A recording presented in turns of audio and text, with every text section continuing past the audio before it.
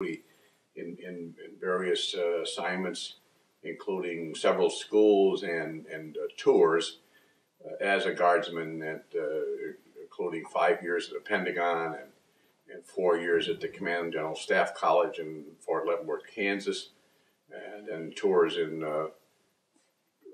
Germany during the Korean War, and an actual 1-year tour in Vietnam, 69, 70. And could you also state your rank, sir? I retired a colonel of infantry. Okay. Okay, so how did you come to serve in the military?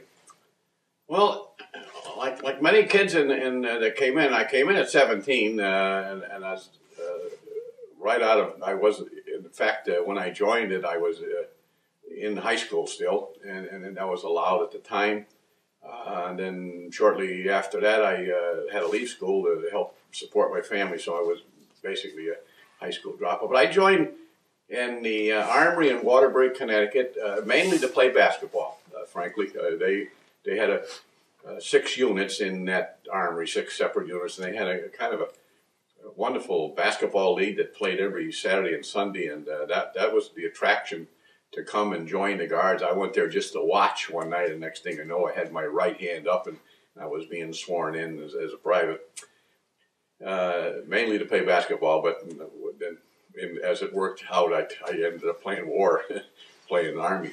Well, enjoyed every bit of it, though. I would say up front that 43 years service is I take that with great joy and with great memories, rough times certainly, but on balance, a service that I'm happy and proud with, but more importantly, was very rewarding for me, both educationally and socially, and I've been on 4 different continents and 27 different countries in every state in the Union, most of them several times. So I've had the travel aspect of one's life was really captured well with my military service.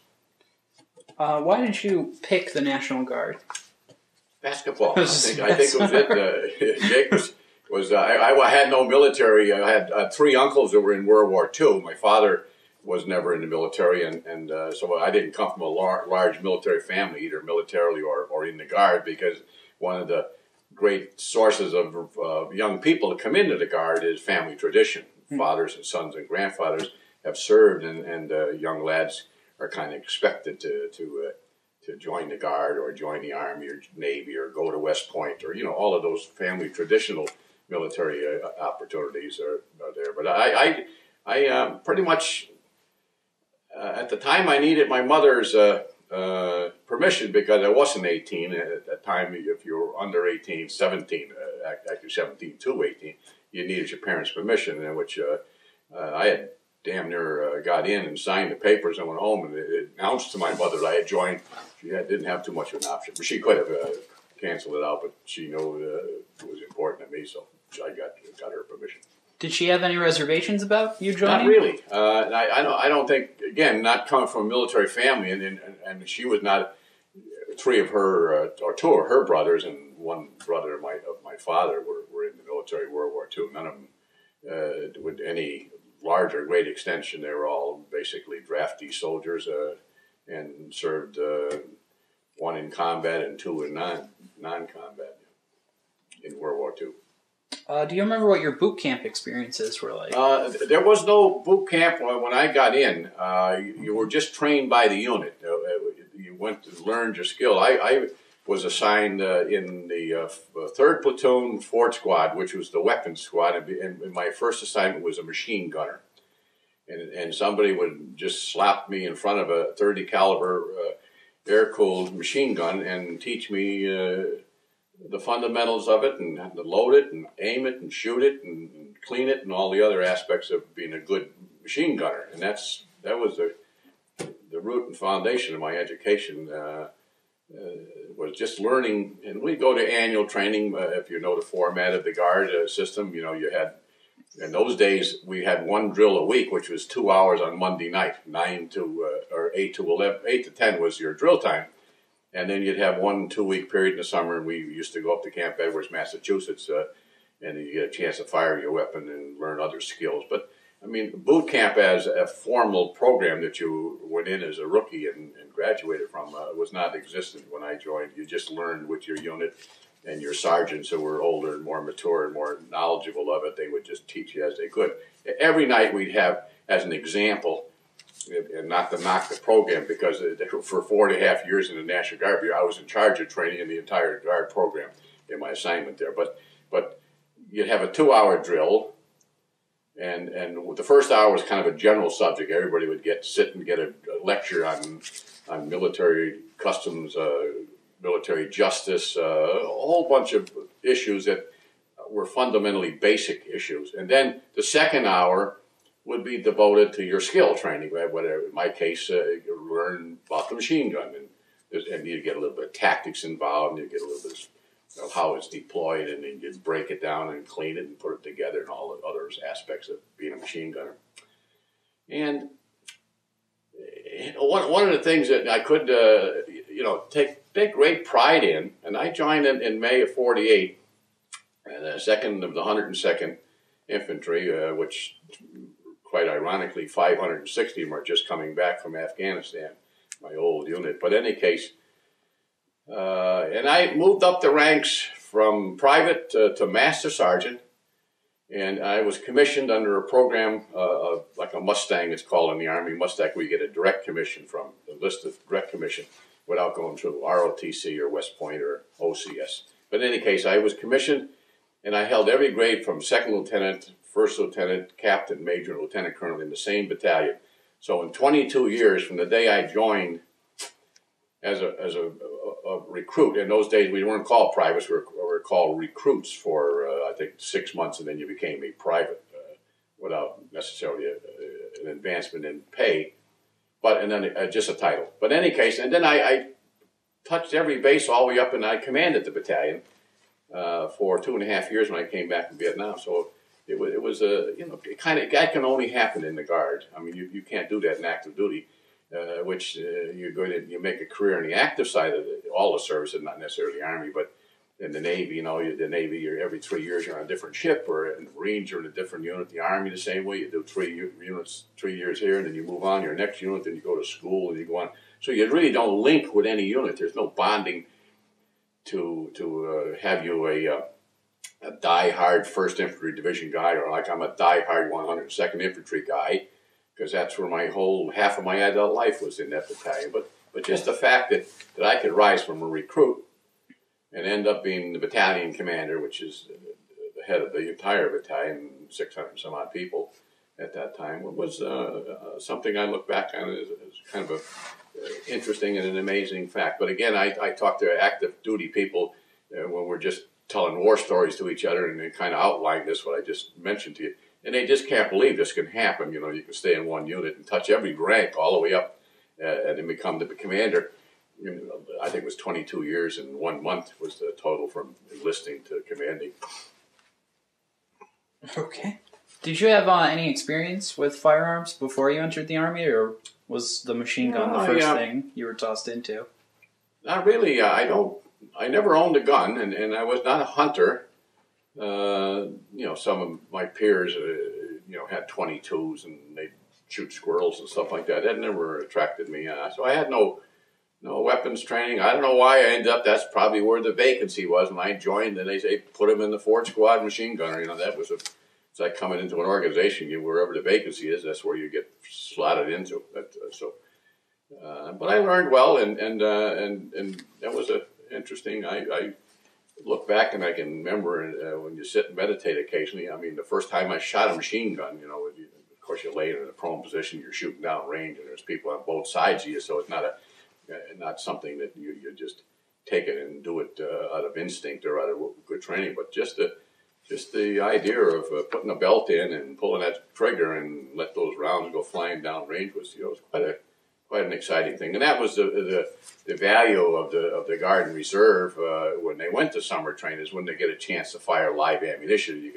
You can simulate it all you wanted. The only firing we'd have in the state is we'd go to the range and fire our individual weapon. But at that time I carried a carbine, and so you'd have to go down and qualify it in either a pistol or your M1 rifle or your carbine as an annual requirement that you qualify with your individual weapon. And that would be done in state one weekend. You'd go down on Saturday and Sunday and shoot. Everybody was either made the requirements or they were recycled. Sometimes people just couldn't shoot. I mean, it was just a simple fact of life that there are people who are great shooters naturally, and there's people who just have a fear of a gun weapon. What made you decide to volunteer for Vietnam? I felt it was, number one, it was an obligation I had, because up to that point in time, this is 69 now, and I'm in 22 years, and I've been a lot of schools. I've been down to Fort Benning, which is the home of the infantry, for several courses. And I went down for my basic courses as a basic when I made lieutenant, and then I went back further to my advanced course. And so Benning was kind of like my second home, military home. And I used to watch these kids coming flying off those 250-foot towers, the airborne training, and the sliding, all the apparatus they trained people in the ground phase of airborne. And the war was going on.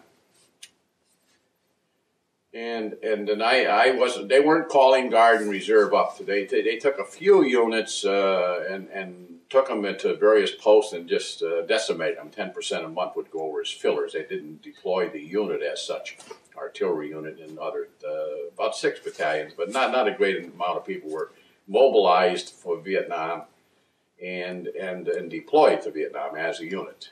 There was an engineer company and I think a ranger company, but small little elements.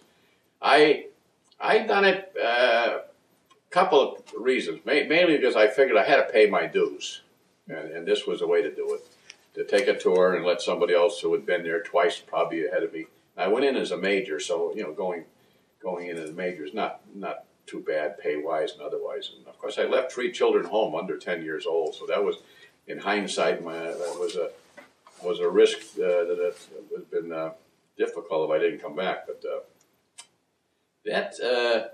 But also the experience, and if I wanted to enhance the second half of my career, and I'm about halfway, as history will show, I was about halfway through my military service at 22 with the 43. So if I wanted to go anyplace, I always had an ambition to go to the War College. In my schooling system, I had all the schools up to the War College, and coming in as a lonely little non-active duty, non-combat person from Connecticut National Guard, and not likely to get in. As I say, when I did get in, there was only 2 guardsmen in the country picked based on applications to go, and I was very pleased to be one of those 2.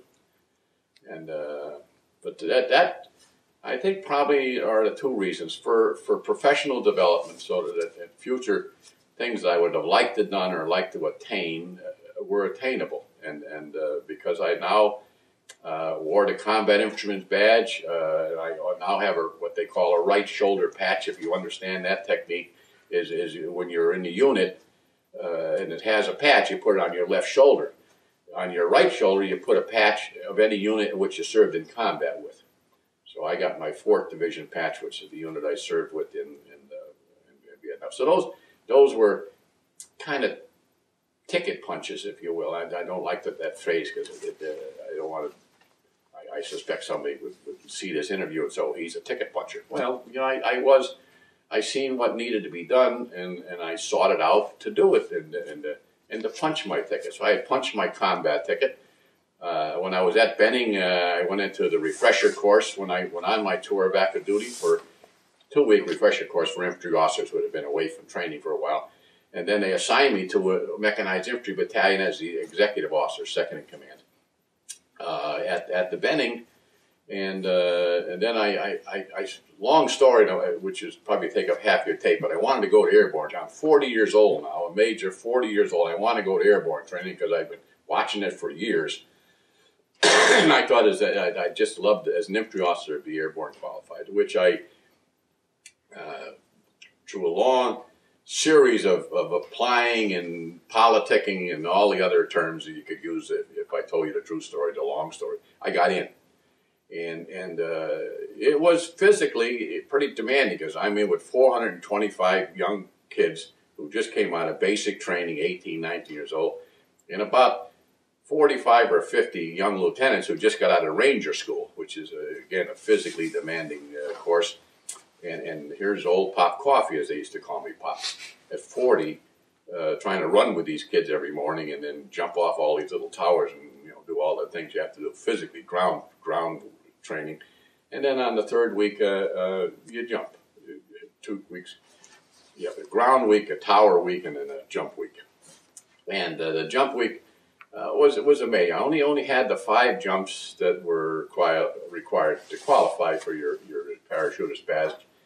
And I look back and it was just an absolute treat to do that. I mean, the first time is, as they tell you, you're not scared on the first jump. You're going out of there because of curiosity, because you've been jumping on apparatus, and you get the feel, what the snap is when the chute opens on. So you get most of the physical aspect, but just to do it, it was more of a curiosity.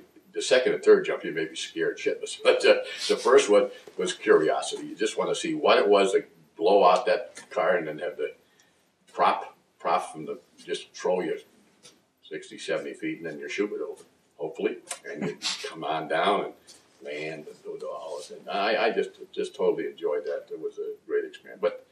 And that was just before I went to NAM. So when I went to NAM, I tried to get an airborne unit, but they had none. The 82nd was there, but they weren't in a jump stat. They weren't jumping in Vietnam. They were all ground troopers.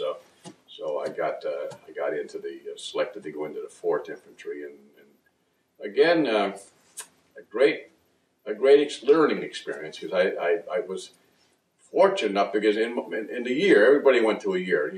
They say, and rightly so, that Vietnam was a 10-year war, but really it was a 1-year war fought 10 times. Because every year you change over, not on the same day, everybody go home and do gag. But over the year, everybody would come and do their thing and go home. So in that year, particularly for the officers and then to the senior NCOs, you'd get 2 tours. You'd go in and you'd be A, and then 6 months later you'd be B. So you had a A and B assignment. I had 3 assignments. When I went in, I was the XO of an infantry battalion, which is the operations guy. He does all of the planning and the execution and the commitments and all that stuff for the commander.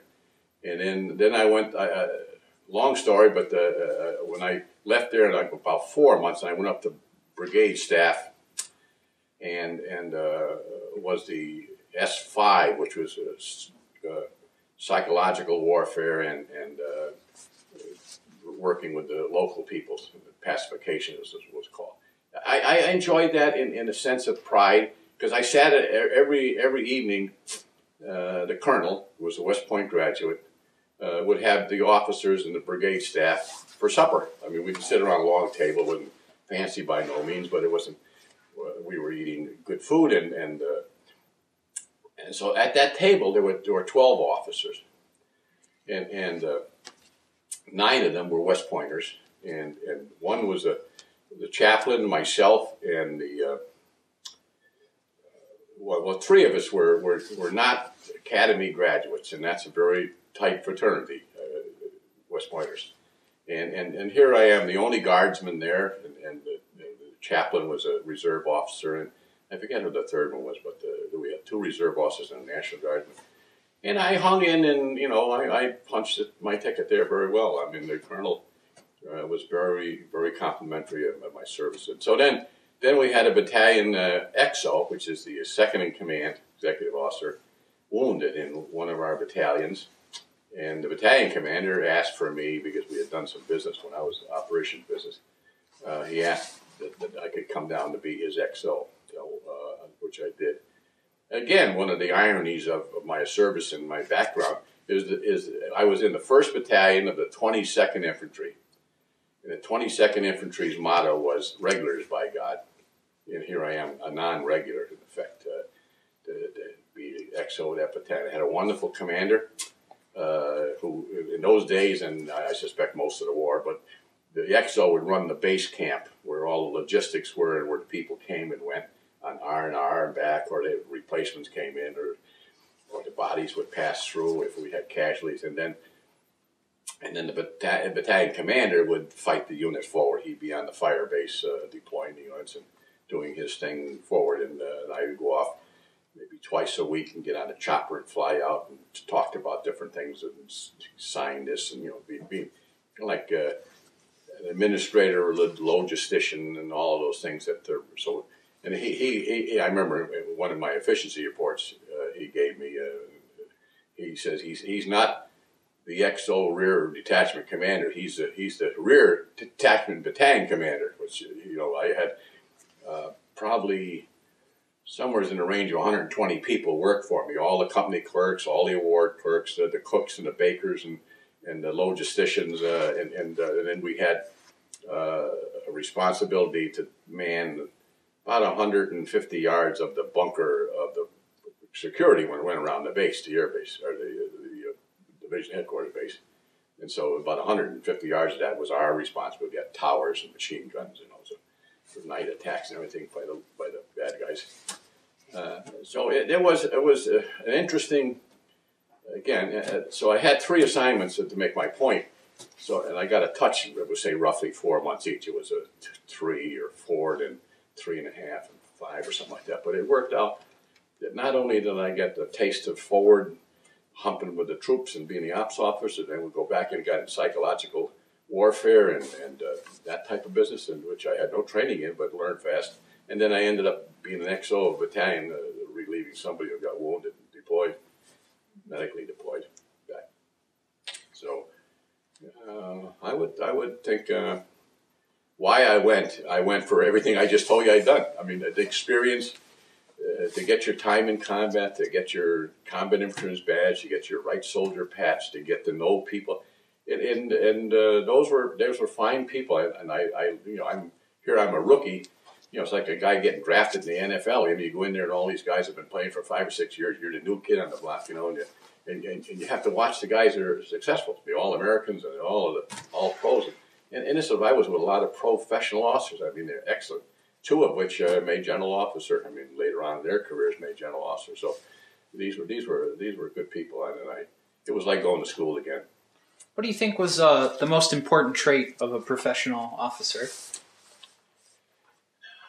Well, certainly you have to maintain 2 aspects, mentally and physically. In other words, you have to be physically capable of whatever even if you're sitting at a desk in the Pentagon, you have to be capable of that. Plus, you have to maintain your intellect, your military intellect, schooling, experiences, in-depth reading a lot, I'll tell you a story about that, because when I went to the War College, they had a program, much what you're doing. It was called Oral Histories, and they learned after sadness that a lot of people had they were witnesses to history, and nobody ever interviewed them. So they started a program at the War College, and it ran like this. 1 year, the officer would draw a general officer. These are normally 3- and 4-star generals. World War II. This is in the 70s. So most of they were in good health, yet they come out in 45. So you're really talking about, 25 or so years later, and then most of these gentlemen are still around and their memories are fresh. But anyways, one officer would draw General X, and he would go and spend many hours. They put him on a plane, and he'd go TDY, and he'd interview this general, much as you're interviewing me, taped and recorded. So and then that tape would come back and he'd police it up a little. Then the next year, an officer would take that tape and that audio and visual, and he would analyze it and put it in hard copy. And then the 3rd year, that same package would be passed on to an officer. This was a graded exercise. You signed up for this program to get it then.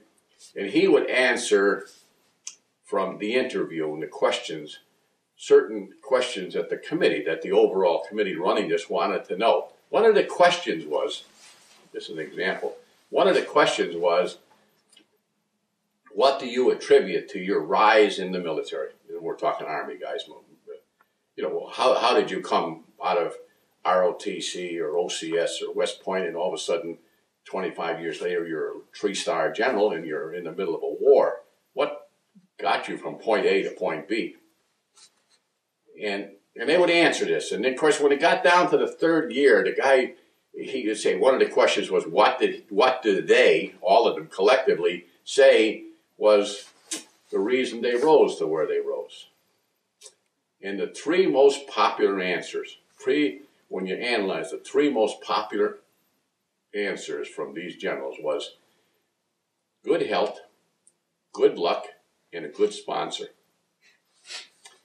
Military is no less political than any place else you go in society. I mean, it's called different things, but if you go in the office, you go into church, you go into school, you go to academia, no matter where you go, there's politics involved. I mean, there's people taking care of people. There are certain rules you don't break, and you learn it. In the military is no less political than else. So when you're in the military, and these people who are professionals and seek the best for their career, and they're ambitious and they're competitive, is they have to have a good sponsor, somebody ahead of them or higher than them who pulls them up. And I used to look at general officer bios. Somebody would be visiting, or some guy is a 2 or 3 star general. You look at his bio when it precedes him, and you look down there, and when he was a captain or a major, where the hell was he? But he was an aide to a general. Every general has, depending upon his number of stars, he has aides. Captains, majors, maybe if you're a 4-star general, you got 3 or 4 aides, and that's the title that's used. But they are the guy behind the scene who makes sure the schedules follows and the cars are at the right time, and the general gets up and meets all his meetings and he signs the right papers, that type of thing. And that was a training program for those young people. Here they are now generals, but certainly, probably in the great majority, you look at their bios, and sure enough, they were a major, captain at the time, a aide to a 3-star general. He now becomes, if he likes you, your sponsor, or that you meet other generals in your tours, other aides, and sooner or later, like you're a colonel, and you're up for consideration for brigadier general. That's the big jump from 06 colonel to 07 brigadier general. And who do you think sitting on the board but a bunch of generals? And a couple of them remember you when you were the aide back 15, 18, 12 years earlier. And so you've made contact, you networked, you've done some networking. And that's basically my definition of the politics. But I always remembered the 3 reasons was good health, good luck, which is being at the right place at the right time, and also a good sponsor, somebody who could help you through the rise. Okay. I don't know what your first question was. It was a long answer to a short question, I'm sure. But yeah, I agree with that philosophy that you take good care of your health, because when you go to any post, like I had a 1-year study period, and when I finished my tour at the National Guard Bureau in the Pentagon, I was selected to be the National Guard representative on a committee, directed by the Chief of Staff of the Army, Bernie Rogers at the time. He wanted a study group put together to look at how the Army trained its officers from pre-commission, OCS, ROTC, the Academy, to general officers. And when you've made general officer, you went to Harvard, there's a business school, and you went to a couple of colleges where they kind of primed you in the strategy of being a general and that type of thing. So he wanted to know, really, are we doing it right? I mean, let's take a hard look at our education system for officers, which this study group was put together, 69 people, I think, headed by a 2-star general, and we were broken down in teams, and I ended up with the team. And again, for the committee, I was the Guard representative. If there was an issue on different types of schooling, then I had to bring in the Guard aspect to it, because the Guard officer had to maintain the same pyramid of education as the active officer. You had to do it by going to the course physically, which a lot of people, because of their family and business, couldn't. You took it by extension course, by mail, or you went to one of the USAR schools, 1 night a week, 2 weeks in the summer for about 4 years to get your Command General Staff College, as an example. When I was at the Command General Staff College, I ended up, again, another story in and of itself, but I ended up being the director of Extension Training Management, which was the exported non-resident course for a Command and General Staff College. At that time, it was a 10-month course, in residency, a 10-month course. And I serviced 16,000 officers worldwide. They mailed them the box with the books and the lessons. They laid them back. We mailed them the test. They mailed the test back. That type of thing, worldwide. So, but they at the time selection to go to Command General Staff was a quality selection. Not everybody went. Only the best of the brightest went. The rest of them had to get it by extension course. Ish came in to do such. I've done that for 4 years. Wonderful experience again. To be a department head in the Command General Staff College, where, as one general officer said, the work, and the college sits on a hill right over the Missouri River, and Eisenhower said World War II was won on the banks of the Missouri. You know, the Pattons and all of the heroes and the people who really fought and won World War II were trained at Leavenworth on the banks of the Missouri River. But I guess education and taking and on this committee I was telling you about, and every lunch hour, we were, you know, physically you could care less, but we had a nice building all by ourselves and typists and all of the facilities you need to do a study group, and at noon hour, half of the group, half of them would be in their gym shorts and their sneakers, and they'd be out running on their lunch hour, not eating, slim as they come, no fat guys in the group, you know, and they're referred to in the system as you and I be sitting here and three of them go by and say, they're competitive, you know, they know there's something good ahead of them, and one of the aspects of getting what they want is they be in good physical shape, and you very seldom, in my career at least, you very seldom see an officer in that condition ever die of a heart attack or have prostate cancer. I mean, they take good care of their body physically, particularly those who come in the academy people. They have 4 years of it. I mean, they're probably in superb condition physically and mentally when they graduate after 4 years in that environment. And the real competitive ones are going to maintain that. And you once in a while you get somebody out jogging and have a heart attack, but it's very rare to see somebody who was in his 40s or 50s come down with what in the average line of work around the insurance industry or someplace else. I mean, people who drop dead every day, not taking care of themselves, basically. Okay, where in Vietnam specifically did you serve? Vietnam was a long, narrow country, as you probably remember, and it was divided into 4 zones. Top zone right at the parallel that separated the north and the south was zone 1, and 2 it was the mountain part of Vietnam, and then down around Saigon and the more where the rubber plantations was 3, and then way down the end is the Mekong Delta, which was the Rice Bowl of Asia, and so you had, much like some of our states, you had 4 distinct geographical parts of both up along the border, which was heavy jungle, and then you had the mountains where I was, and there's 2 corps, 1st Corps, 2 Corps, 3 Corps, 4 Corps, and my tour was in the 2nd Corps, which is where the mountains were, and matter of fact, the people up there were called mountain yards. You probably hear that term, and they're the equal of our American Indians, and looked down upon by the local Vietnamese, very different type of people, still had blowguns and bow and arrows and little loincloths for dress, you know, but hardworking people, honest as all hell.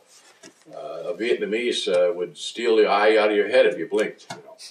I could go in with a Jeep and we'd go in the Mountain Yard Village, and I could lay candy bars or anything on the hood of my Jeep, and take my sergeant and go do what they call a med cap, you know, do a medical check up with the kids and everything. And you come back, that candy bar wouldn't move an inch.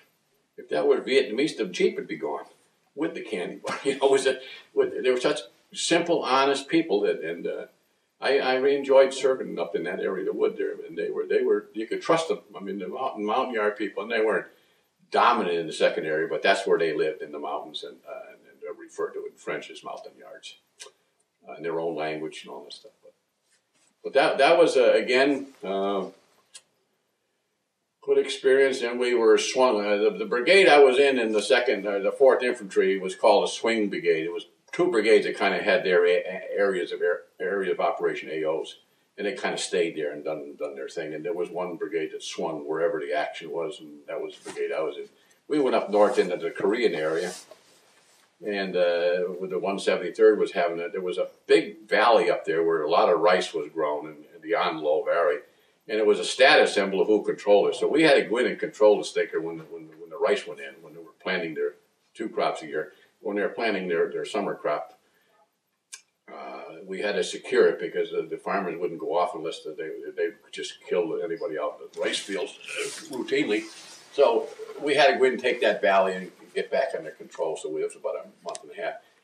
And then come back to the Korean areas, and the Vietnamese wouldn't screw with the Koreans. We had 2 Korean divisions there that we literally supported. We paid them, we brought them down. We just needed, more of a UN type of environment. So we underwrote and paid for and equipped and fed and everything but the Koreans, the Vietnamese wouldn't go near the Koreans. They were like custard, no prisoners, So and working with them, getting through their AO, when we pulled out of there, I had to coordinate the trip through their AO to get to a new base camp. That was again another great experience. And then on the 6th of May of 1970, we went into Cambodia. You probably just before you were alive, but it was a great trauma back here in the U.S. because Nixon authorized it.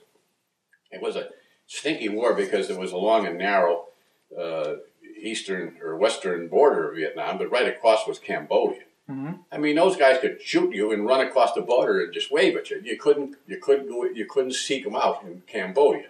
Right. And that's where the Ho Chi Minh Trail would come down. They'd bring down equipment and supplies and ammunition with mules and elephants and everything. And again, the pilots could see them, and you could see them with binoculars, but you couldn't take them on, which was a lousy way to fight a war, just like fighting with one arm behind your back. And in 70, Nixon authorized an insurgent. So anyways, I'm back in my base camp. You remember I was the XO of the battalion. My battalion commander jumps in the door at about 9 o'clock at night. We used to work, we'd be up around 5:30 in the morning. We'd work all day. Worked about 10:30 at nighttime. We'd go to bed. Next day, do it again. So about 9 o'clock, I'm in my desk doing something, and he walks in. Says, "What are you doing back here?" He's supposed to be forward with the troops. He said, "Well, I got called back to brigade, our next higher headquarters. Come on with me. I got to go up for a briefing." So I went with him, and it was this operation going to Cambodia. We were going to move the brigade by C-130s and then on choppers into Cambodia. So the day before this happened, his visit, the S3, the operations officer, went on his R&R to Hawaii to meet with his family, his wife and family. So he gets the mission. They tell the brigade commander wants my battalion commander to help him with the air operation, pick up LZs, landing zones, where we're going to drop people into. So he says to me, "It's you take the battalion." So here I am. We moved by C-130s, which is an Air Force aircraft, and dropped us in a beautiful air base. Air bases over there, you couldn't tell them from air bases in the U.S. I mean, they had beautiful dining rooms and gymnasiums and McDonald's and all that stuff, and with green grass.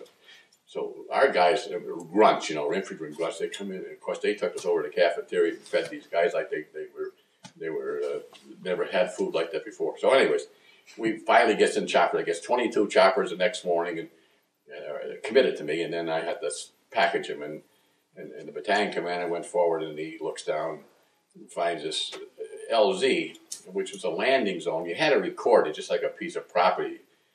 So he designates it on the map, and he wires back to me, radios back to me. It's and he calls it LZ. I'll never forget LZ Valkyrie.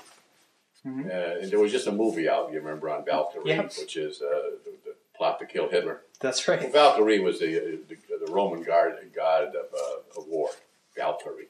So he named it LZ Valkyrie, and you have to register that, just like a land settlement. So I had to call in the coordinates and where it was, and an LZ Valkyrie, and that had to be approved that there was no other LZ Valkyrie someplace else in the country. It was a bureaucracy, but we owned it. So then I the next day had to load up in 2 different waves, 22 return, 22 more planes, and land them on the ground. Saddest point was I briefed this young lieutenant, and we landed right in the middle of a training area where they used to train right across the border.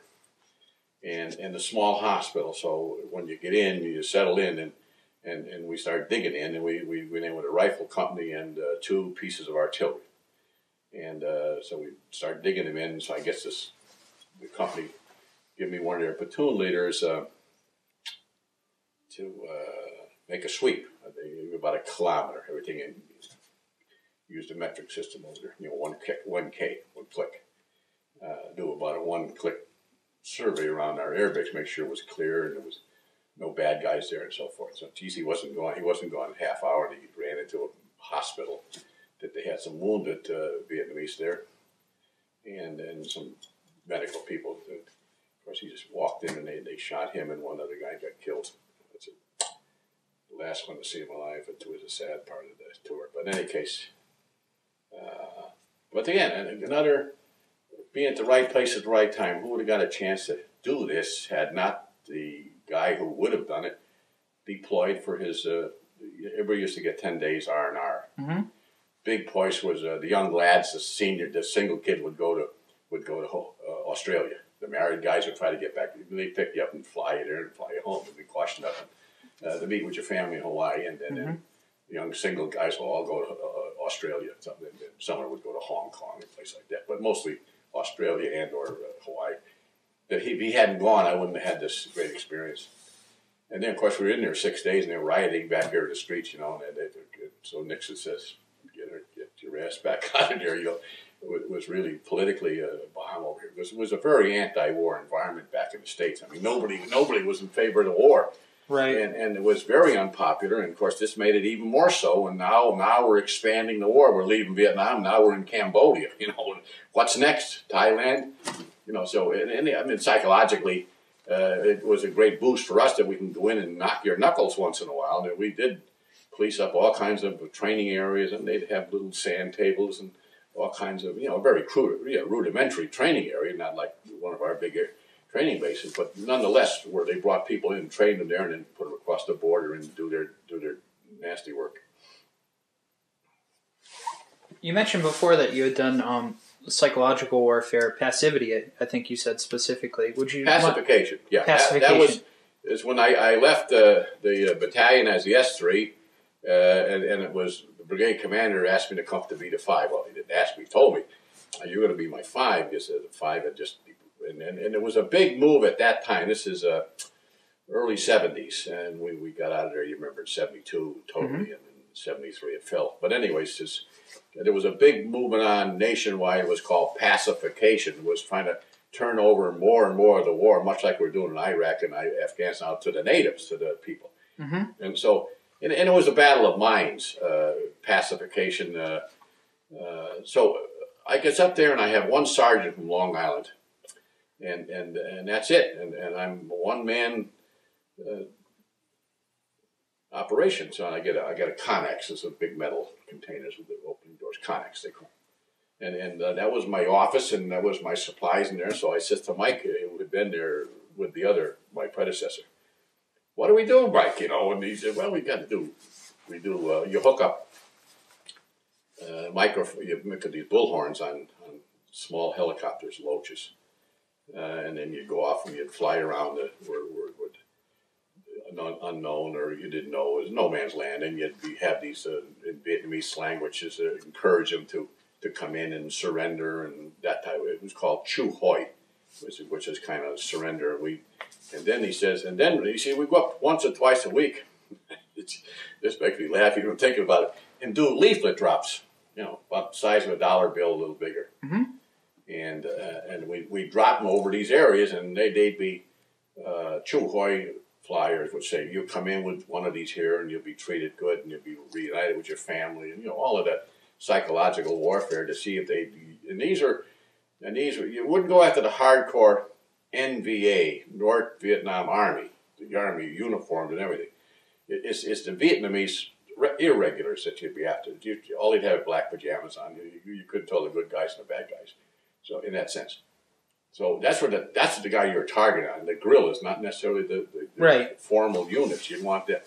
So I said, well, how the hell do we do that, Mike? He said, well, you got to get up there and you throw them out of the plane and the chopper. So I'd set up this first mission, and it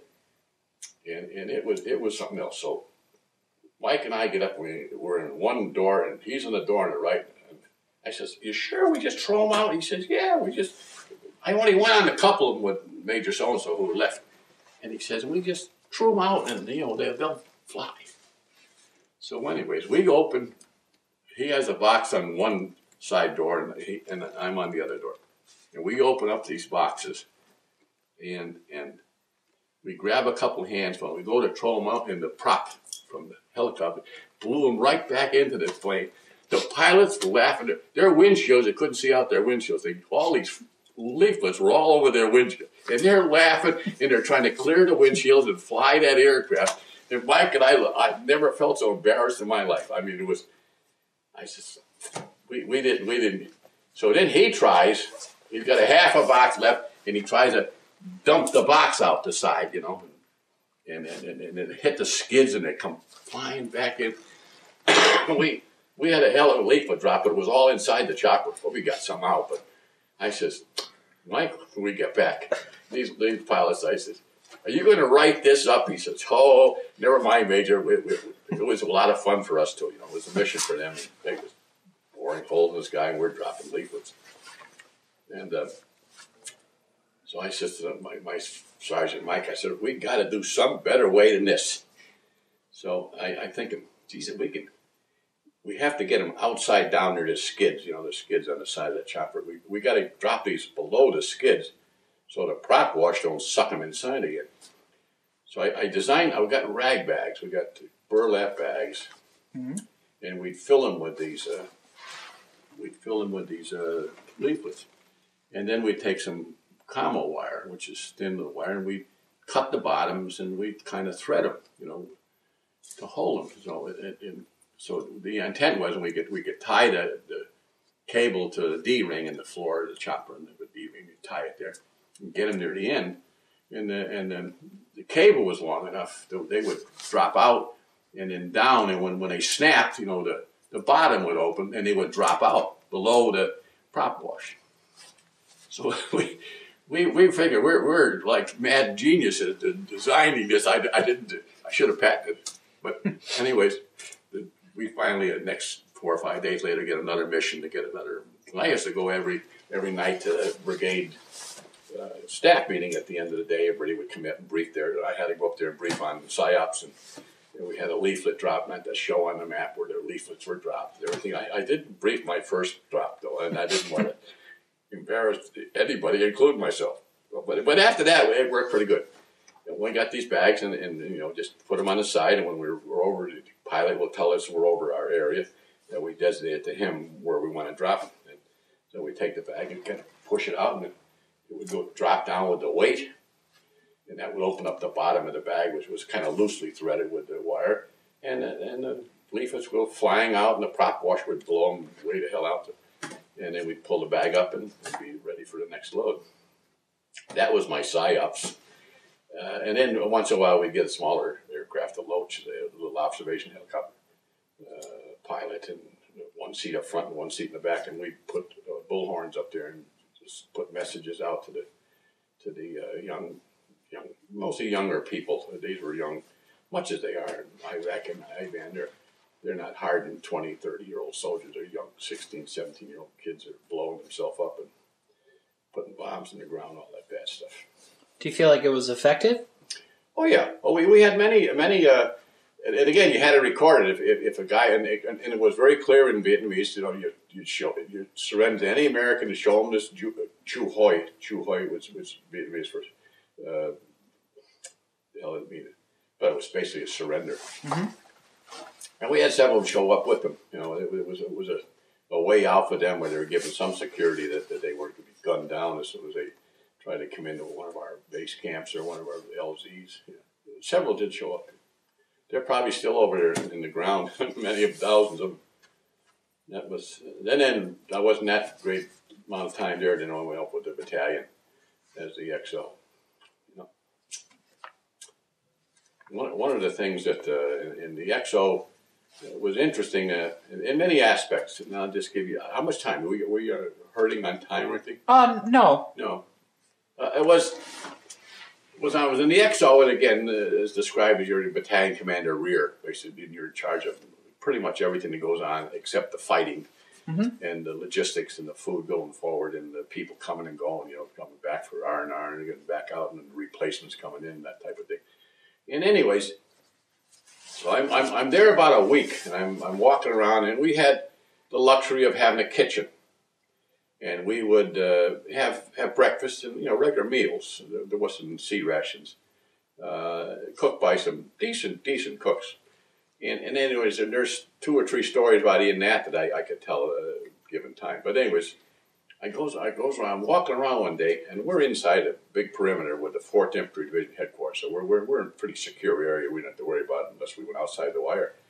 And so I'm walking around, and I go over near this part of the headquarters where all the clerks worked, and they do all the morning reports, which is the daily history of the unit, and they do the awards for medals and Purple Hearts and all that stuff. And I hear this banjo and guitar, and I'm like, listen, I thought it was a record at first. So I goes in this room, and these 2 guys are in there, and one guy is taking. Somebody who figures, well, I'll be here a year, I'll come out of here in guitars. You know, they buy these cheap $10 Koreans coming from Korea. That was one of the deals we had to get the 2 divisions. They had a lot of stuff in our PX that came from Korea. And so they buy these $10 little guitars. And Bobby Somerville, his name was Bobby Somerville from Susanville, California. And he would restring this $10 guitar to a banjo. He was a 5-string banjo picker.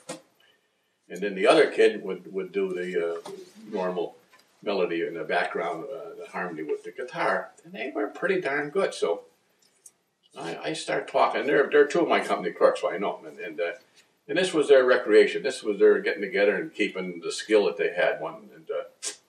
So he says, geez, that's a hell of a guitar. I said, well, that's all you can't get under.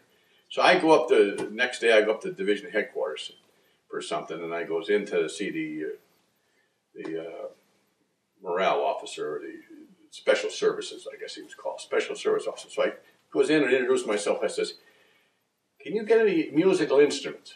You know, and he says, well, I don't have any here. He said, but I'm going down to Saigon next week. I'll see what I can do. What do you want? I said, can you get me a good guitar, you know, a guitar, and a banjo? And he says, well, let me look into it. So he, you know, a week goes by and I get this phone call. It's Major so-and-so. She said, come back from Saigon. I got those things you want. So I jumps in the Jeep and I goes up to the division headquarters. And sure enough, he has a banjo in a case and he's got a guitar in a case. So I goes back and unbeknownst to me, and they're not here. I didn't bring them out yet, but I have a banjo and a guitar. But anyways, I goes in, and they're in there practicing by the time I get back.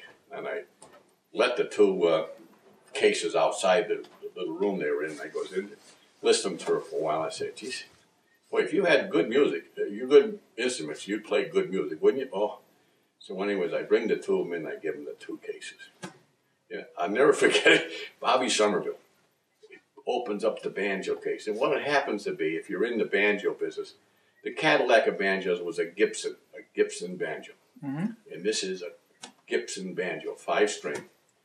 And he picked it up and he just tuned it up and he strummed away. He was like a kid with a new toy. And the other kid, who I find out after, is Merle Haggart's second cousin. If you know who Merle Haggard is, if you're a country western star, you know who Merle Haggard is. But Merle Haggard and Jimmy, Bobby Haggard. He was the second cousin of Merle Haggard, playing the guitar and singing. He was a good singer. So I put together a band, and this was one of my endeavors into the entertainment business. And we finally had another guitar player. We got a bass fiddle. I'm getting one of these Morty's instruments, and they've got 3 more kids to come out and play. And so every night around 10 o'clock, we'd get together and really play and put together, songs. And I got a tape in there. At that time, everything was tape to tape, the big reels of tape, not videos or all the stuff you could do it now. And I got it in there, and I longed for a long time to get a recorder that can record tape and listen to these kids again. And it was probably, if you can say that, one of the pleasurable parts of being over in Vietnam was the maybe better than 2 months we'd done this every night. So the unit came back. One of our units was humping a long time, and when they humped for a long time out in the booties, you'd bring them back what they call stand down. And they give them a chance to get a shower and some hot meals and just kind of relax, get over to the phone, call home if they could get a line out. And just really unwind. So, and when we had to rotate in 3 companies, and over about a week each, and then they go back out.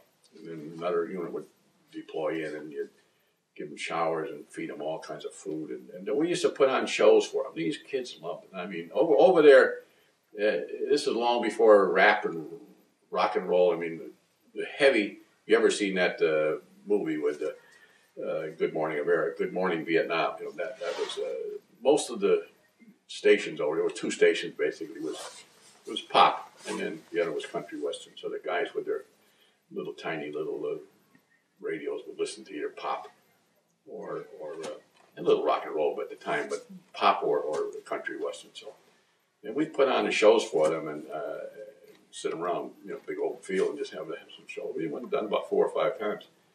So we're really moving up. We're going to go up to the general officer mess, the commanding general of the 4th Division. They heard about us, and one officer came down one night to listen to one of our shows. And he says, "Gee, why don't you see if you can, call the chief of staff? Maybe we can come to the general officer mess." So, geez, I figured this is big time. It's like moving to Broadway, So we got a routine together, and I had a blue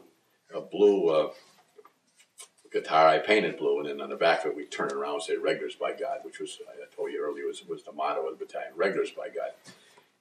So, anyways, and we had this routine, and Bobby, they done the routine from the movie. Senior moment. But anyways, we had a nice little, half-hour, 45-minute show. I mean, these kids done real good. And I used to strum on the bass fiddle. And then we had the chaplain, when he came back, he was a violin player. He played violin for us, but he was in and out of it, so he wasn't a constant every night of the week guy there. So the night we're supposed to go up for the general officer mess, we had to be up there at 5 because they had their meeting at 5, and then at 6 they came over for their sit-down meal with the general. And we were going to put on a show after they ate and eat there. And so what the hell happens the night before? The little guys threw a couple of grenades inside the wire. They just harassment. They pop a couple of grenades, would come in, and so that they didn't want to have a large group of people coming in and become a very lucrative target. So they called up and said, the general's a little concerned about bringing in probably 12 guys would come with us. But anyways, so we never did get a chance to play with the general, for the general. Too bad. That would have made it. How did you stay in contact with your family while you were there? Most popular at that time were tapes. You could, the regular snail mail. Of course, we didn't have computers and didn't have email and all the other stuff that kids now. You go to. There's a father that talks to his son every night on Afghanistan. They just Twitter back and forth, and they have the where they can see each other videos. More high tech than I'm up to, but anyways. So anyways, that was, it was basically a snail mail, and a lot of people would have a little tape recorder, and they would tape a message, and then a week later a tape would come in, and I tell you, the 3 kids under 10 years old at the time, and So anyways, one of the sad stories of the whole thing is when I went in country, I went in there in May, and I set up, I want my R&R in December, so my family could come and join me in Hawaii. So I get a tape recorder, and I get a whole bunch of tapes, and I start sitting down every night just kind of reviewing my day and what's going on and everything, you know. So anyways, unbeknownst to me, I've done this about a month, and then I'm doing this tape, and the batteries were running low. So I'm, with this little microphone, I'm going ahead, and I figured everything's fine. I put it in, address it, and off she'd go. When the battery was running low, my voice was changing, you know. It was slowing down because the tape was slowing down. So my wife tells me that my son, one tape comes in, and I'm just growling. And he says, "That's not Dad. You know, he's dead." You know, he cried himself to sleep for a week, you know, thinking that this wasn't me on the tape, because he recognized my voice when the battery was fully charged. So at the end, so that was so he was so tickled to see me at.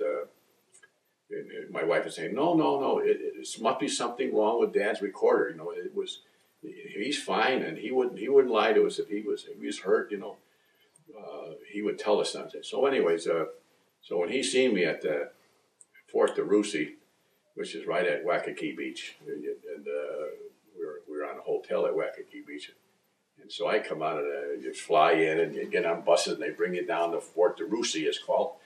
At the Waikiki, and there was a conference, a big auditorium there where they brief you on the do's and don'ts, and you got to be back here at a certain time as your plane goes and all that stuff. You get about a half-hour orientation. So I had my suitcase, and I come out of it, and I'm heading. I know where the hotel where the family had reservations for. So I had. It must have been 300 yards, you know, to the hotel. I could see the neon and everything, and going across this open, like a park. And that son of mine, he would have been 9 at the time, and he flew across that. He probably set the world record for a 300-yard dash. Just when he recognized me as the other kids did. But that was mainly the communication technique. And the other thing is, when I went in country, I had a camera, and they were all out of film in the PXs, and they had, you know, the normal PXs there, the mobile ones that would go around with the troops, and then they had the stationary building ones, but. So any place I went, when I went into Saigon, and everybody went into Saigon, and you were processed there, then you go upland or downland, wherever you were finally going to be assigned. So I go to PX there. No, and it was just a shortage of Kodak film. So, but they had loads of slides. So I said, well, geez, give me 3 or 4 rolls of slides. So I started with slides, and I'm taking them, and I got 9 canisters of them in my cellar side there now, and so I start shooting slides, and I get a couple of months, and then the films start coming in. I said, "Oh shit! might as well stay with slides now, you know, and they're color slides." So again, I'm shipping them back. I never seen them. I'm sending it back to the canister, and I didn't see them all until I got back here and had them all developed and everything. I get slides off the kazoo. I mean, I've been through them twice, and some of them bring back vivid memories of different things, you know. Yeah, to answer your question, yeah, that was pretty much you either wrote a letter, and or you start swapping tapes with your family, as many people did. What was the food like? I was lucky in the sense that only for the first 2.5 months, I guess, in ECs, you know, you eat meals. We have meals ready to eat now, but the different technique. It's long before they had them as sophisticated as they are now. You get some decent meals, and there's some meals ready to order, which are dehydrated. Just add water and reconstitute them. No, I had the coffee every day. I wasn't a coffee hound. I got to drink coffee black. I mean, I drink tea mainly now. Have most of my life a tea drinker, but with coffee, I had to have cream and sugar with it. But I learned for a year pretty much to drink black coffee. But the meals were bad, and they tried to get out if you had a fire base, which was just one big circle with everybody dug in around it in the the center, you'd have these connexes where your antennas and your command post and a couple of connexes for your commander to sleep in. We try to get one hot meal a day. And when I was XO, that was one of my missions, is to bring them in mermite cans. But at one hot meal, if possible, weather permitting, combat situation permitting. But pretty much routinely, you'd get the evening meal in, supper meal in to the troops forward. And then the other 2 meals they'd eat on their C rations. But I was, again, the first 3 months I was in that system where I was getting a hot meal a day in most cases, and then the other meals in coffee I would have out of the C ration boxes. And of course, there's cigarettes and candy in there in a box of C rations. And then when I went back on the XO and then back into the PSYOPs business, I could get regular meals at the mess hall, 3 meals a day. Okay, we're going to try to wrap this up in a few minutes. Okay. Is there anything that I haven't asked you that you really wanted to get on this? Any stories or anything from your experience there? Well, I did, there's many people when we do this, and I'm very active with different veterans. And, right. Veterans, and most of the guys on my post, 3272, Eileen will tell you, they've been interviewed.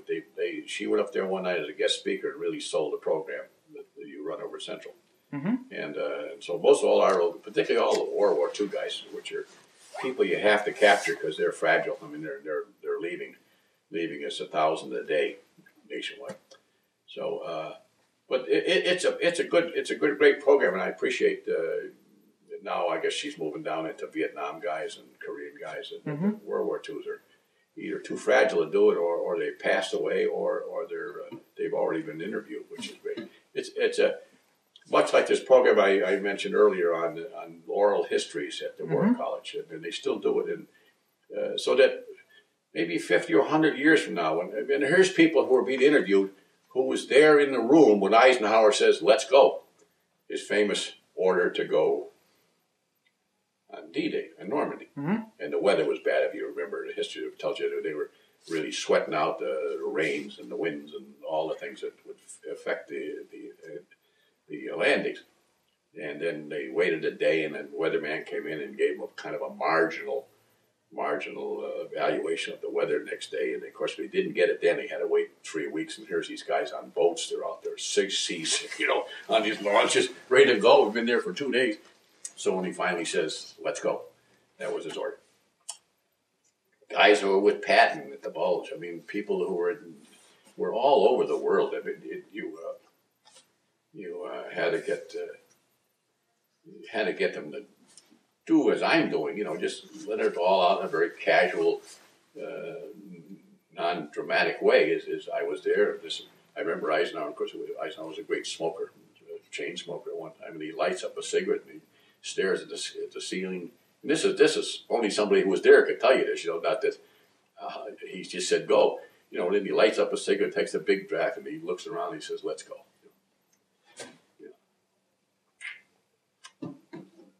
Well, with veterans, to sit with veterans talk to other veterans much easier than I could talk to you. You see, and it's typical. I've written 2 books that you've written, and I've interviewed many veterans, and just love to be with veterans.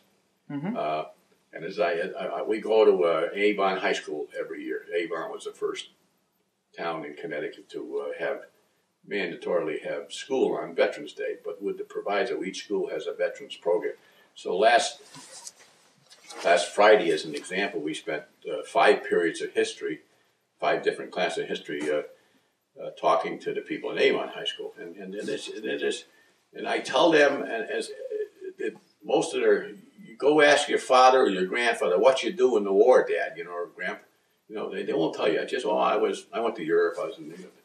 But you get guys at the VFW post, the American Legion, they feel comfortable talking about it because the guys have been there and know what they're saying. They can use slang and terminology that the average person probably would not understand or go over their head. But I appreciate this program because again, using that basis now, I think probably every general officer that was in World War II, no matter where he was, has been interviewed. Now, I'm talking 20 years ago. That was a war college, and they do this. They still do it. I talked to somebody there a couple of years ago, and they go, "Oh, the oral history program's still on." And I had this buddy of mine had the desk next to mine. He had General Van Fleet, who you probably never heard of, but he was down in Florida, and he flew down and spent, I guess he ended up about 28, 30 hours of tape, much as this, just tape at the time, and they didn't video it.